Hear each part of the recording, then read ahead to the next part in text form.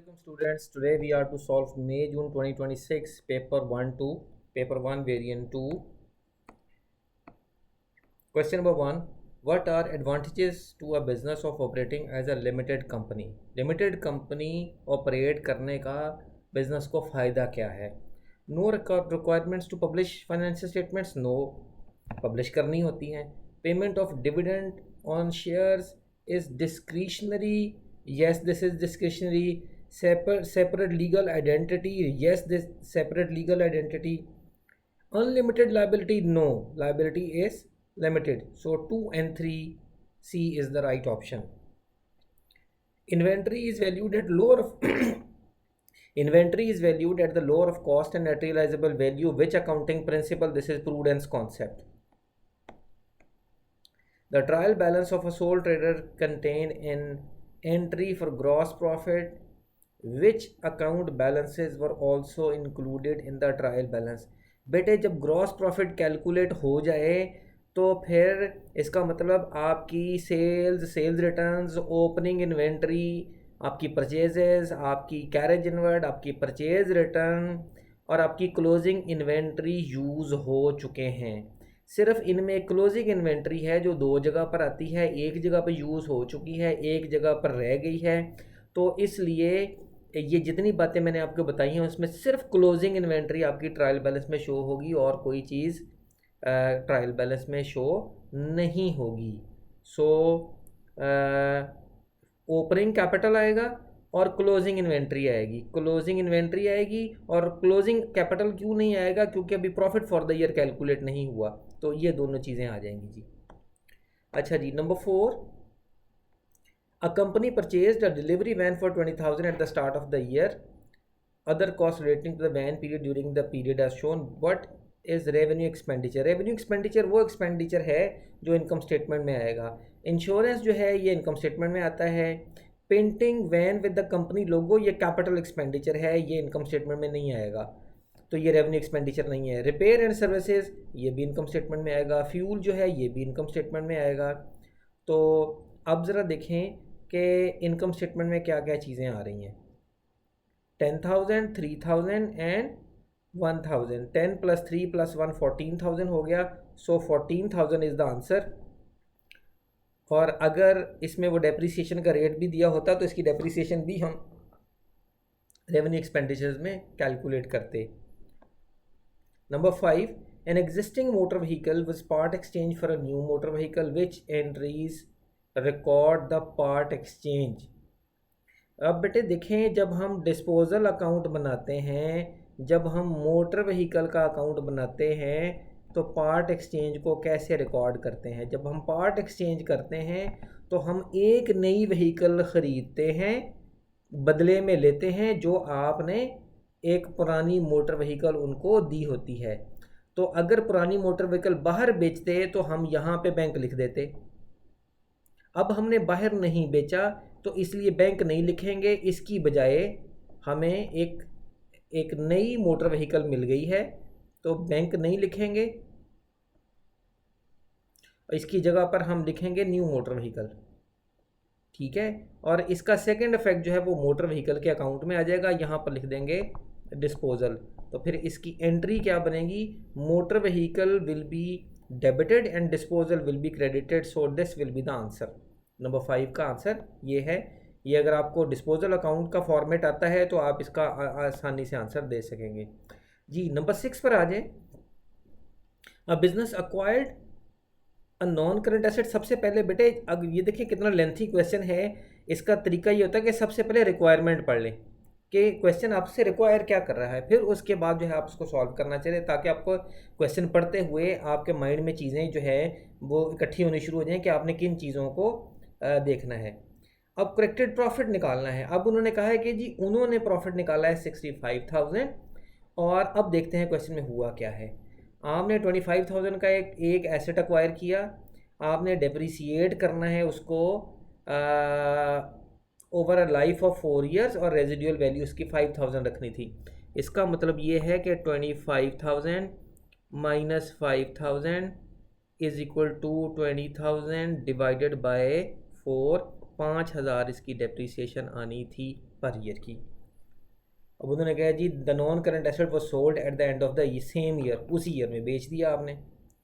The 15,000 cash received from the sale was added to the sales revenue. अब पहला problem इसमें क्या आया कि आपने जो 15,000 की बेची है वो आपका कैपिटल रिसीट था, वो आपका प्रॉफिट नहीं था, आपने उसको सेल्स में ऐड कर लिया। सबसे पहले तो बेटे ये 15,000 हम माइनस करेंगे प्रॉफिट में से, क्योंकि ये आपके रेवेन्यू में गलती से ऐड हुआ है। ठीक हो गया।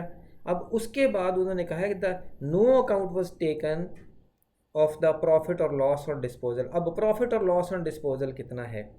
देखिए बेटे 25,000 का आपने ख़रीदा, उसमें से 5,000 वो डेप्रीशिएट हो गया और उसकी वैल्यू रहेगी 20,000, और उस 20,000 को आपने बेच दिया है, कितने में बेचा है? 15,000 में, ये मेंशन है। तो आपको 5,000 का लॉस हो गया। तो ये 5,000 जो लॉस है उन्होंने रिकॉर्ड नहीं किया, तो जब रिकॉर्ड करेंगे तो ये 5,000 भी हम माइनस कर देंगे। तो 65,000 में ये 20,000 माइनस करेंगे तो आपका 45,000 आंसर बन जाएगा। तो बेटे ये इसका आंसर है। अच्छा जी, let us move to question number 7। अच्छा, what are benefits of using verification and reconciliation procedures? Check on arithmetical accuracy of accounting records. Yes, this is benefit. Elimination of risk or fraud. Prevent तो करता है, eliminate नहीं करता भाई। अब देखें, अब 1 को मैंने यस किया है तो इसका मतलब 1 वाले ये आंसर हैं, ये दोनों बीच में से निकल गए हैं। अब मैंने 2 को एलिमिनेट किया है तो इसका मतलब एक ही आंसर रह गया है जो करेक्ट होना चाहिए। इसको वेरीफाई कर लेते हैं। Prevention of errors in the books of account. बेटा ये प्रिवेंट नहीं करता, फाइंड करता है। प्रिवेंट करता है कि एरर होने से रोक दे, तो ये वेरिफिकेशन प्रोसीजर ये रोकते नहीं है, सिर्फ आपको बताते हैं कि ये एरर हुई है। तो इसका मतलब ये 3 भी पॉसिबल नहीं है। ठीक है। Provision of information for management, yes it provides information to management. ठीक है, ये भी ठीक है। तो ये आपका आंसर आ गया। अच्छा, नंबर 8 पे चले जाएं जी। नंबर 8 जो है वो कहते हैं कि जी at the end of financial period the trial balance of a business did not agree. ठीक हो गया जी। अच्छा, what was the opening balance on the suspense account. अब इसके लिए ये तो क्लियरली हमें पता चल गया कि सस्पेंस अकाउंट बनाना पड़ेगा। अच्छा जी, ड्रॉ कर लेते हैं सस्पेंस अकाउंट को।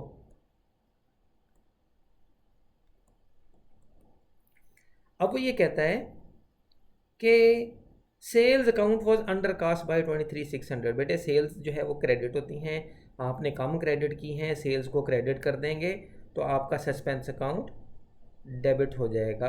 यहाँ पे सेल्स लिख देंगे। अच्छा, a payment of 1,500 for stationery was posted to the advertisement account. Stationery expense है, डेबिट होता है, आपने इसको डेबिट करने की बजाय इसको डेबिट कर दिया, ये सस्पेंस अकाउंट में नहीं आएगा, ये एरर ऑफ कमीशन है। Goods return to a supplier. अब इसको ज़रा ध्यान से आपने देखना है। Goods return to a supplier, इसमें परचेज रिटर्न ने क्रेडिट होना था और सप्लायर ने डेबिट होना था। सप्लायर डेबिट होना था और परचेज रिटर्न ने क्रेडिट होना था। Were debited to the individual supplier account, तो सप्लायर को डेबिट ही करना था, बिल्कुल ठीक किया आपने, ये काम तो ठीक कर दिया। एंड सेल्स रिटर्न्स अकाउंट, आपने सेल्स रिटर्न्स को भी डेबिट कर दिया, हालांकि इसको तो कुछ नहीं करना था। अब हमने किया क्या है, देखो बेटे, हमने परचेज रिटर्न को क्रेडिट करना था, नहीं किया, उसकी बजाय सेल्स रिटर्न्स को डेबिट कर दिया। तो जो गलती से डेबिट हुआ उसको क्रेडिट कर दें, जो क्रेडिट करना था नहीं किया उसको भी क्रेडिट कर दें। तो अब क्या हो रहा है, ठीक करने के लिए हमें सेल्स रिटर्न्स को क्रेडिट करना पड़ेगा, परचेज रिटर्न को क्रेडिट करना पड़ेगा, तो सस्पेंस डबल से डेबिट होगा। तो इसका मतलब ये है कि इसको हम लिखेंगे सस्पेंस में परचेज रिटर्न और सेल्स रिटर्न। अब बेटे इसको बैलेंस ऑफ कर लें और जो बैलेंसिंग फिगर है 23,600 प्लस 9100 प्लस 9100 ये बना है जी 41,800। This is difference as per trial balance और यही सस्पेंस अकाउंट का ओपनिंग बैलेंस है और ये क्रेडिट साइड पर है। So this is the answer. अच्छा जी, क्वेश्चन नंबर 9 पर आ जाएं। By how much did the bank balance in the cash book change when Helen updated it. Cash book में बैंक बैलेंस में क्या चेंज आ रहा है ये आपने देखना है। Helen checked her business bank statement before updating cash book and preparing the bank reconciliation. She found a cheque has not been presented. ये जो अनप्रेजेंटेड चेक होता है ना बेटे, ये कैश बुक में ऑलरेडी रिकॉर्ड हो चुका है, हम इसको अब कुछ नहीं करेंगे। ठीक है जी। A cheque for purchase of 80 had been recorded in, ये कैश बुक की एरर है। आपने कैश बुक में क्रेडिट पर 80 लिखना था, आपने 60 लिखा है, तो आपने कम लिखा है, तो कैश बुक का बैलेंस जो है वो 20 से डिक्रीज़ कर जाएगा। The bank had recorded a cash deposit of 98 as 89। ये बैंक की एरर है, ये भी हम कैश बुक में नहीं लिखेंगे, हमने तो ठीक लिखा था। सो बेटे ये जो 3 बातें उसने बताई हैं, इसमें जो बैंक बैलेंस है that will be decreased by $20। So this should be the answer. Number 10 पर आ जाए जी। Which item is recorded in the debit side of a sales ledger control account. तो बेटे इंटरेस्ट चार्ज डेबिट साइड पर आता है, ये आंसर ठीक है। इररिकवरेबल डेट्स क्रेडिट पर आते हैं। Return of goods supplied to credit, ये सेल्स रिटर्न्स हैं, ये भी कंट्रोल अकाउंट की क्रेडिट पर आती है। टोटल कैश सेल्स ये बिल्कुल ही नहीं आती। So A is the right answer. अच्छा जी, नंबर 11 पर आ जाएं जी। At the end of the financial, ये देखिए काफ़ी बड़ा क्वेश्चन है, इसको पहले पढ़ लेते हैं। एंड में required what was the balance on the purchase laser control account before making the corrections. अच्छा बेटे इसके लिए हमें थोड़ी सी जगह चाहिए, देख लेते हैं कहाँ मिलती है, ये यहाँ पे बना लेते हैं। देखें अब इसमें इस क्वेश्चन में एक तो हमें इंफॉर्मेशन देख लें ज़रा क्या है। This did not agree with the balance on the purchase ledger control account. The control account is part of the double entry system. What was the balance on the purchase ledger control account before making the corrections? अब बेटे control account अगर आपके जेन में है तो आप देखें कि परचेज लेजर बैलेंसेस उसको अपडेट करते हैं, परचेज लेजर कंट्रोल अकाउंट उसको भी अपडेट करते हैं। अपडेट करने के बाद ये वाला बैलेंस और ये वाला बैलेंस सेम आना चाहिए, ये कंट्रोल अकाउंट में हम करते हैं। अब ज़रा गौर करें कि क्वेश्चन क्या कह रहा है। अब उसने कहा है कि purchase laser total of the individual purchase laser balances is 39,500। Purchase laser balances के उन्होंने दिए हुए हैं 39,500। अच्छा जी, अब उन्होंने कहा है a contra entry for 1300 recorded in the general journal but had not been posted to the purchase ledger. अब बेटे जो जर्नल में ठीक रिकॉर्ड हो गया वो कंट्रोल अकाउंट में ठीक रिकॉर्ड हो गया, लेकिन जो personal purchase laser single account में नहीं रिकॉर्ड हुआ, अब उसको परचेज लेजर में हम रिकॉर्ड करेंगे। तो बेटे ये कॉन्ट्रा जो है ये परचेज लेजर की डेबिट पर आता है और इससे ट्रेड पेएबल डिक्रीज़ होते हैं, तो इसलिए ये माइनस कर जाएगा। ये इसका यहाँ पे माइनस कर देंगे, इसका यहाँ पे इफेक्ट नहीं आएगा क्योंकि जनरल में ठीक रिकॉर्ड हुआ है। दिस वाज नंबर 1, 2 एंड 3 तीनों लिख लेते हैं। नंबर 2 पर आ जाए। The purchases journal has been under cast by 850। बेटे परचेज जर्नल जब ठीक ना हो, इसका मतलब जर्नल में जब भी कोई एरर होगी तो ये कंट्रोल अकाउंट को अफेक्ट करेगा। तो परचेज जर्नल से आपकी कम लिखी हैं, परचेजेस को बढ़ा देंगे तो ट्रेड पेबल इंक्रीज़ हो जाएगा। जर्नल की एरर है तो this will be added in control account, इसका अफेक्ट यहाँ पे नील आएगा। अच्छा जी, नंबर 3 पर आ जाएं ज़रा। The discount received column in the cash book had been under cast. Discount received in the cash book, cash book भी जर्नल है, जर्नल की एरर फिर कंट्रोल अकाउंट को अफेक्ट करेगी और उन्होंने कहा है कि ये कम लिखा है, तो जब इसको डिस्काउंट को हम इंक्रीज़ करेंगे तो आपके पेएबल डिक्रीज़ हो जाएंगे। तो ये यहाँ पे -200 आ गया, यहाँ पे इसका अफेक्ट नहीं आएगा। अब बेटे परचेज लेजर इस अब देखें हमें ये कंट्रोल अकाउंट का ओपनिंग बैलेंस नहीं गिवन, और यही अगर आप क्वेश्चन पढ़ें तो यही उसने पूछा कि बिफोर मेकिंग करेक्शंस आपका ये वाला balance purchase laser control account का क्या था। अब इसके लिए हमने क्या करना है, हम सबसे पहले तो इसको सॉल्व कर लेते हैं। 39,500 माइनस 1,300 इज इक्वल टू 38,200। ये बेटे आ गया आपका परचेज लेजर बैलेंसेस, और ये भी इसके इक्वल आना चाहिए, तो इसका मतलब ये भी इतना ही होना चाहिए। अब हमने ये फाइंड आउट करना है, ये हमें गिवन है, तो बेटे अब बैकवर्ड कैलकुलेशन जब करेंगे तो 38,200 में हम 200 ऐड कर देंगे, 850 माइनस कर देंगे, तो 38,200 प्लस 200 माइनस 850, तो ये हमारा 3,730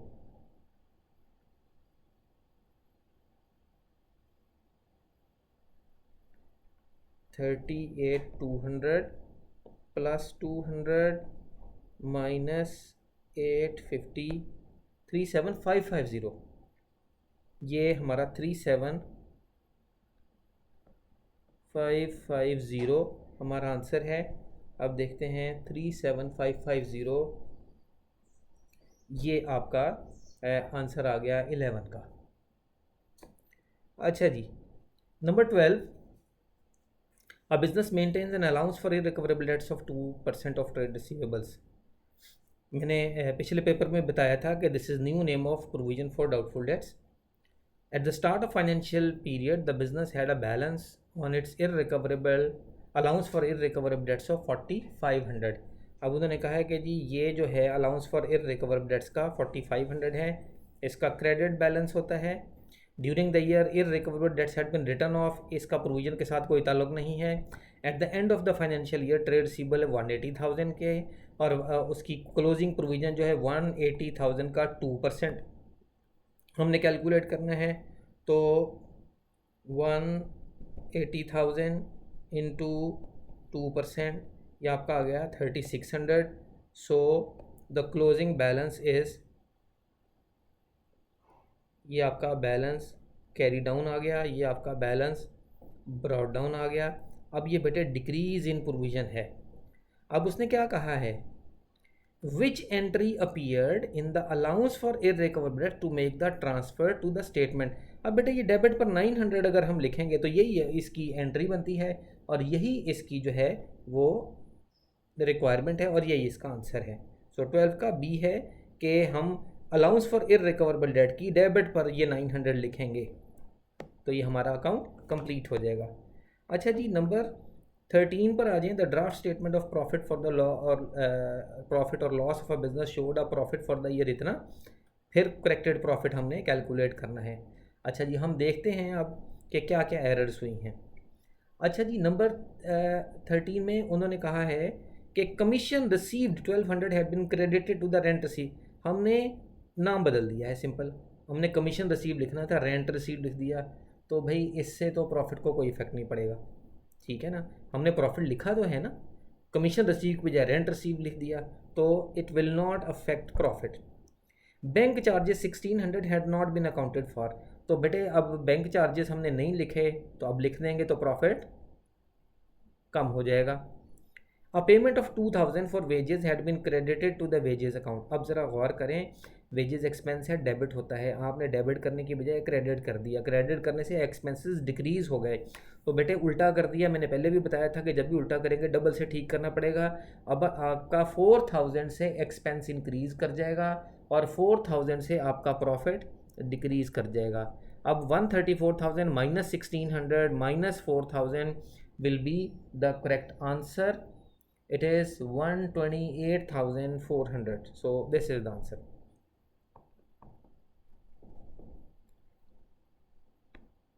अच्छा जी, नंबर 14 पर आ जाएं। What should be recorded in the trading sector of the statement of profit. Trading section बेटे ग्रॉस प्रॉफिट तक होता है, इसमें कैरेज आउटवर्ड नहीं आती, डिस्काउंट रिसीव नहीं आता, goods taken for own use ये आता है, सेल्स रिटर्न्स भी आती हैं, और 3, 4 जो है नंबर 14 ये आपका आता है, सिंपलेस्ट क्वेश्चन। अच्छा जी, नंबर 15 पर आ जाएं। काफ़ी बड़ा क्वेश्चन है। उसने कहा है कि जी ड्राफ्ट प्रॉफिट और क्लोजिंग कैपिटल उसने कैलकुलेट किया हुआ है, तो उसके बाद एक एरर मिल गई है, प्राइवेट फ्यूल कॉस्ट। प्राइवेट का वर्ड जहाँ भी आ जाए ड्राइंग्स है। अब बेटे हमने ड्राइंग्स लिखनी थी, हमने एक्सपेंसेस में लिख दिया है, मोटर एक्सपेंसेस में, ठीक है। पर्सनल उसका एक्सपेंस था, बिजनेस के एक्सपेंस में लिख दिया। बिजनेस का एक्सपेंस में जब लिख दिया बेटे तो एक्सपेंस ज़्यादा हो गए तो प्रॉफिट कम हो गया। जब इसको ठीक करेंगे तो आपका प्रॉफिट इंक्रीज़ कर जाएगा। तो इसमें 1930 ऐड कर दें, 12,560 प्लस 1930 इज इक्वल टू 14,580। इसका मतलब इन दोनों में से कोई एक आंसर है। अच्छा जी, अब क्लोजिंग कैपिटल पे क्या फ़र्क पड़ेगा। अब बेटे ज़रा गौर करें कि जब हमारा प्रॉफिट इंक्रीज़ कर गया तो हमारा कैपिटल भी इंक्रीज़ करना चाहिए, ठीक है। लेकिन आपकी साथ साथ ड्राइंग्स भी इंक्रीज़ हुई हैं, तो जब ड्राइंग इंक्रीज़ हुई हैं तो उतने से ही आपका कैपिटल फिर डिक्रीज़ हो गया। इसका मतलब ये है कि there should not be any affect on the closing capital, so this is the answer. ये इस क्वेश्चन को ध्यान से करना है, ये जब भी ड्राइंग्स की बात आएगी तो this does not affect closing capital. अच्छा जी, नंबर 16 पर आ जाएं। John is a trader, he his business provided the following balances of the year, what was the capital balance at the beginning of the year. अब बेटे सबसे पहले तो आपने एसेट माइनस लायबिलिटीज़ करके, बिकॉज ये एंड ऑफ द ईयर के हैं तो एसेट माइनस लायबिलिटीज से जो कैपिटल निकलेगा वो भी एंड ऑफ द ईयर ही निकलेगा। अब देखें जी, एसेट्स जो हैं 78,000, इन्वेंट्री 64,000, ये भी एसेट है और ये भी एसेट है। अब आ जाए जी लायबिलिटीज़ की तरफ, ये भी लायबिलिटी है और ये भी लायबिलिटी है। अब आप एसेट माइनस लायबिलिटीज़ करेंगे तो आप देखें आपके जो एसेट्स का टोटल है वो बन रहा है जी 174,900, 174,900, और जो आपकी लायबिलिटीज़ का टोटल है वो बन रहा है 40,900।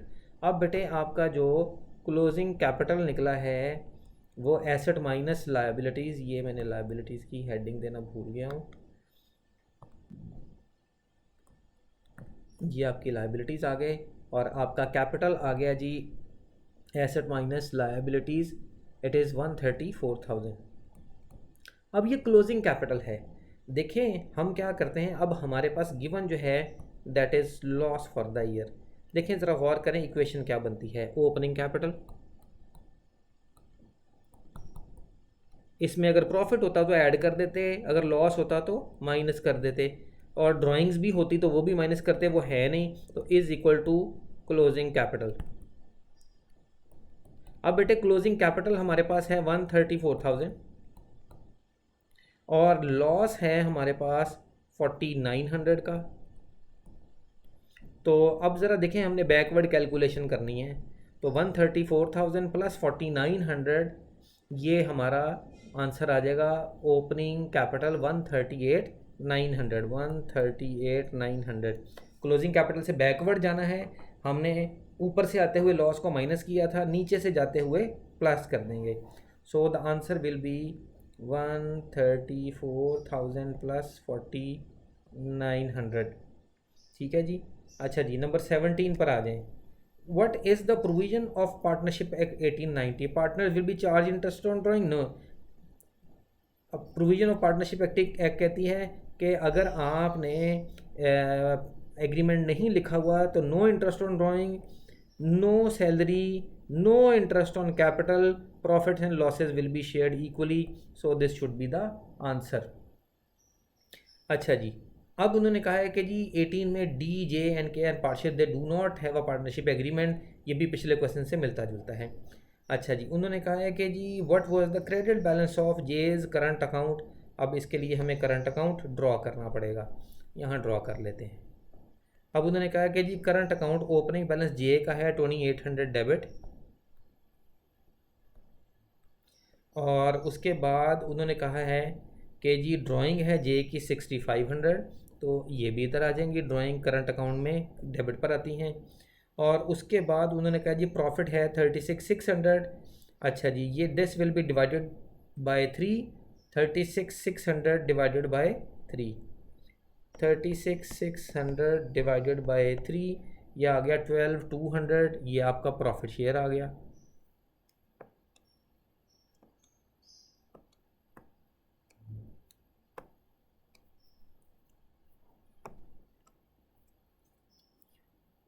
$12,200। अब बेटे चूंकि लोन ने जे ने लोन भी दिया हुआ है, तो पार्टनरशिप की एग्रीमेंट प्रोविजंस ये कहती हैं कि अगर आपने पार्टनरशिप एग्रीमेंट नहीं लिखा हुआ तो फिर लोन का 5% इंटरेस्ट होएगा। तो ये जो लोन का इंटरेस्ट बना है जी, ये 16,000 का 5% ले लें आप, तो ये बन जाएगा 800। तो ये भी आप क्रेडिट पर लिख दें। अब इसको बैलेंस ऑफ कर दें तो आपका जो 12,200 प्लस 800, ये 13,000 बन गया। इधर भी 13,000 लिख दें, और 13,000 में से 1200 2800 और 6500 माइनस करें तो ये आपका 3700 आंसर बनता है। ये 3700 आपका आंसर बन गया क्वेश्चन नंबर 18 का। अच्छा जी, 19 पर आ जाएं। Which item has no affect on the total equity of the company. Bonus issue पे बेटे टोटल पे कोई फ़र्क नहीं पड़ता, यही आंसर है। डिविडेंड पेड पे फ़र्क पड़ता है, राइट इशू से फ़र्क पड़ता है, रीवैल्यूएशन अपवर्ड डाउनवर्ड दोनों से फ़र्क पड़ता है। अच्छा जी, क्वेश्चन नंबर 20 पर आ जाएं। अब ये कहता है कि जी what is the increase in bank account balance as a result of these transactions. देखें ज़रा, आपके पास $400,000 हैं और एक शेयर है 0.5 का। अब वो कहते हैं कि जी आपने पहले तो बोनस शेयर इशू किए, कितने शेयर किए? 1 फॉर एवरी 4। उसके बाद आपने राइट इशू किए 1 फॉर एवरी 2। अच्छा, और एट ए प्रीमियम ऑफ 0.5। अब उन्होंने कहा कि पैसे कितने हैं। पैसों का ताल्लुक इस ट्रांजैक्शन के पास साथ है, क्योंकि बोनस तो फ्री होते हैं, लेकिन ये कैलकुलेट करने के लिए हमें बोनस शेयर्स भी कैलकुलेट करनी पड़ेंगे। सबसे पहले बेटे इसको सॉल्व करें कि 400,000 जो है ये डॉलर्स हैं, 0.5 का $1 है, तो इसका मतलब ये है कि आपके 800,000 शेयर्स बने हैं। ठीक है। अच्छा, फिर उन्होंने कहा कि 1 फॉर एवरी 4, 1 फॉर एवरी 4, इसका मतलब ये है कि 200,000 शेयर्स आपने और इशू किए। अब 800,000 पहले थे, 200,000 बाद में हो गए, तो इसका मतलब आपके 10,000 जो है वो नए शेयर्स हो गए। अब उन्होंने कहा है कि 1 फॉर एवरी 2, इसका मतलब इसका हाफ। 1 फॉर एवरी 2, इसको 1/2 करेंगे तो बेटे 5 लाख शेयर्स नए इशू हुए हैं। किस प्राइस पर? ओरिजिनल प्राइस है आपकी 0.5 और प्रीमियम है 0.15। इसका मतलब कंपनी ने बेचे हैं 0.65 पर। तो 5 लाख को 0.65 से मल्टीप्लाई कर दें,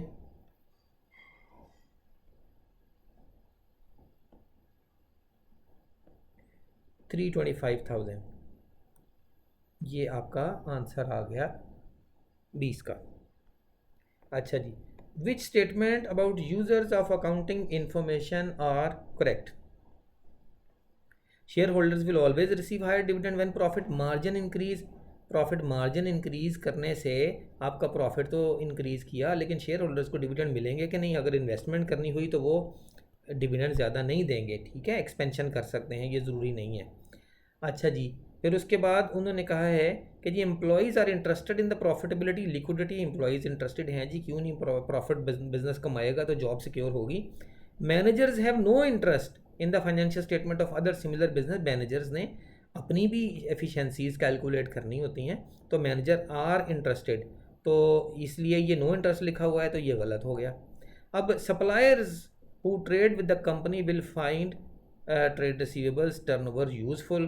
तो सप्लायर्स ने जिन्हें उधार माल दिया हुआ है जी, वो इंटरेस्टेड होते हैं फाइनेंशियल स्टेटमेंट्स में, क्योंकि उन्हें देखना होता है कि ये कंपनी कितने दिनों में पैसे वापस कर देती है। सो ये भी ठीक है। So 2 and 4 C is the answer.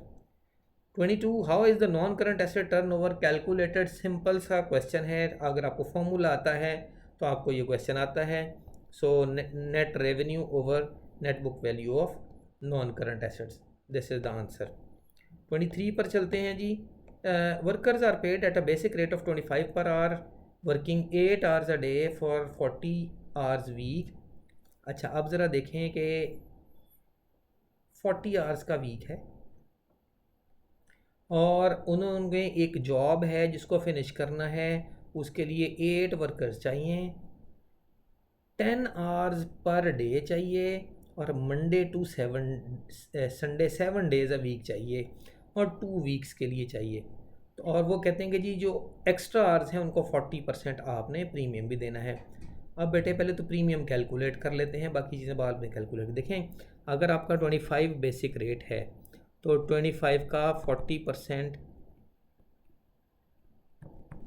ये बन गया 10।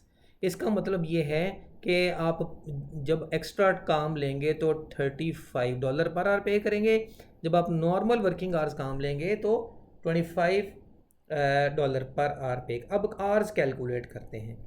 देखो बेटे, अब अगर नॉर्मल एक वर्कर काम करे तो 40 आवर्स अ वीक काम करता है, लेकिन अगर वो रोज़ 10 आवर्स काम करे और मंडे टू संडे 7 डेज अभी काम करे तो उसके वर्किंग आवर्स बन गए 70। इसका मतलब ये है कि एक वर्कर के एक वीक के 30 आवर्स बने हैं। इसका मतलब ये है कि 40 आवर्स का उसको पे होगा 25 के हिसाब से, ठीक है, और 30 आवर्स का उसको पे होगा 35 के हिसाब से। अब ये एक वर्कर का आपका ये इसको कैलकुलेट कर सकते हैं, कर लेते हैं जी। ये 1000 बन गया और 30 इंटू 35, 30 इंटू 35 ये आपका बन गया इसका ओवर टाइम का। अब उन्होंने कहा है कि हमें 8 वर्कर्स चाहिए, तो इंटू 8 कर लें, तो ये बन गया आपका 8000 और ये आपका बन गया 1050 इंटू 8, ये बन गया आपका 8400। अब उन्होंने कहा है कि 2 वीक्स के लिए चाहिए, तो इसको 2 से भी मल्टीप्लाई कर दें, तो ये 8 इंटू ये 16000 और ये बन गया 16800 और ये आपकी टोटल वेजेस कितनी बनी, इन दोनों को ऐड कर दें। 16000 प्लस 16800, 16 16 32 32 800, ये आपका आंसर आ जाएगा 23 का। The manufacture of which product is best suited for जो बेटे कस्टमाइज ऑर्डर्स होते हैं वो उनके लिए जॉब कॉस्टिंग होती है। मेडिसिन कस्टमाइज ऑर्डर पे नहीं बनती, वो उसका कंटिन्यूस सिमिलर आइटम्स हैं, न्यूज़पेपर भी सिमिलर होता है, पेंट भी सिमिलर होता है, एरोप्लेन जो हैं वो ऑर्डर पे बनते हैं, ठीक है। तो जो ऑर्डर पे चीज़ बनती हो, कस्टमाइज़ हो, वो जॉब कॉस्टिंग होती है। 25 पर आ जाएँ जी। What is the cost per table. अब उन्होंने कहा है कि 1000 टेबल्स हैं और आपका डायरेक्ट मटेरियल इतना है, लेबर की कॉस्ट ये दे दी हुई है और आपके फिक्स्ड ओवरहेड्स हैं 20% of the total labour cost. अच्छा जी, अब बेटे आपकी लेबर कॉस्ट का पहले टोटल करते हैं।